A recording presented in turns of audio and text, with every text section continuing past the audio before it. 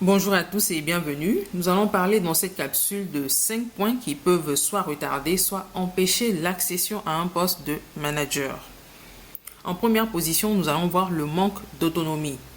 Donc, un manager, de manière générale, c'est une personne qui va superviser, qui va faire des commentaires sur les performances des autres et non l'inverse.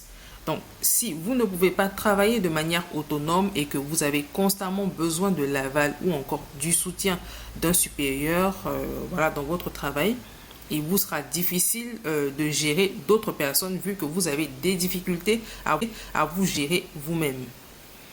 En deuxième position, on va parler du sens de la responsabilité. Le manager, bien sûr, il va encaisser soit les lauriers ou encore les défaites pour le reste de l'équipe.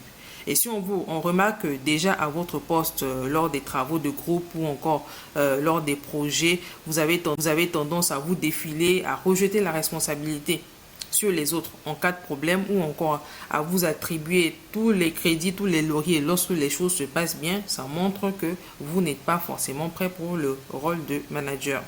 Donc, un manager, il doit être capable, par exemple, de se tenir devant la direction lorsque les choses se passent mal pour dire, les choses n'ont pas bien fonctionné, j'en prends toute la responsabilité au nom de mon équipe, quitte même à rendre sa démission. Donc, c'est vraiment ça le comportement qu'on attend d'un leader, d'un manager, le sens de la responsabilité.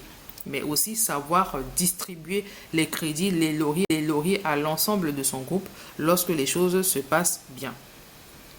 En troisième position, l'altruisme et le partage. On va dire le manque d'altruisme ou encore le manque de partage. Le manager doit faire évoluer l'écosystème dans lequel il se trouve, et en particulier ses collaborateurs.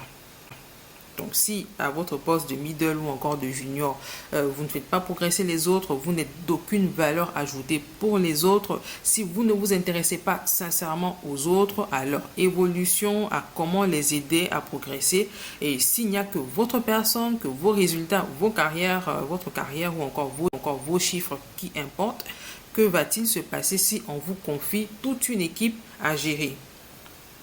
Alors, on va parler dans ce quatrième point du manque de maîtrise de soi. Donc, si vous avez une personnalité à fleur de peau, si vous êtes très sensible aux stimuli extérieurs, ce sera difficile pour vous de tenir le rôle d'un manager d'équipe. Pourquoi? Parce que les pressions, les difficultés, les exigences et autres, ça peut venir des collaborateurs qui parfois peuvent vous contrarier, vous énerver. Donc, si vous êtes une personne qui réagissait au quart de tour, vous allez faire voler l'adhésion et la cohésion de toute l'équipe en éclats. Et les pressions, comme je l'ai dit, peuvent provenir également des clients ou encore des deadlines serrées, par exemple. Donc, si vous n'avez pas la maîtrise de vous-même devant la pression, devant les exigences de la direction, etc., vous risquez d'être déstabilisé et cela par la même occasion va déstabiliser l'ensemble de vos équipes. Donc, la maîtrise de soi est vraiment très importante. On va terminer par le dernier point qui est un peu trivial, c'est peut-être un parti pris, mais on va parler de la présentation générale. Donc la présentation générale, ça va être la manière de vous présenter, de vous habiller, de vous tenir, de vous exprimer, etc. Certaines personnes diront que ce sont uniquement les compétences qui sont récompensées lorsqu'on veut attribuer des rôles de manager et lorsqu'on veut faire évoluer des personnes. Non, ces éléments-là également entrent en ligne de compte.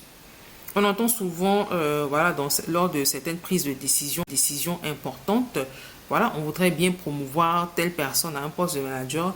Malheureusement, sa présentation laisse à désirer, son expression orale n'est pas optimale, soit il manque de confiance en lui-même, il manque de charisme, il ne représente pas assez bien l'image de l'entreprise. Donc, ce serait vraiment dommage de passer à côté d'une possibilité d'évoluer à cause du manque de présentation, à cause d'un défaut au niveau de son expression orale, etc.